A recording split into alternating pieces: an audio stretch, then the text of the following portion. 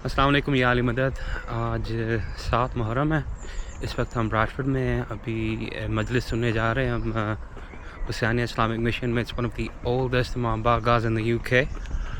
तो माशाल्लाह यहाँ पे पहले सोसखानी होती है, उसके बाद इंग्लिश में लेक्चर होता है, उसके बाद उर्दू में मौलाना मजलिस पढ़ते हैं। तो मैं ज़रा थोड़ा लेट हूँ आज, तो बस अभी इंशाल्लाह कोशिश करूँगा कि मुझे उर्दू में मजलिस नसीब हो जाए। उसके बाद इंशाल्लाह ताबूत भी निकलेगा, कोशिश करूँगा आपको वो भी दिखाऊँ।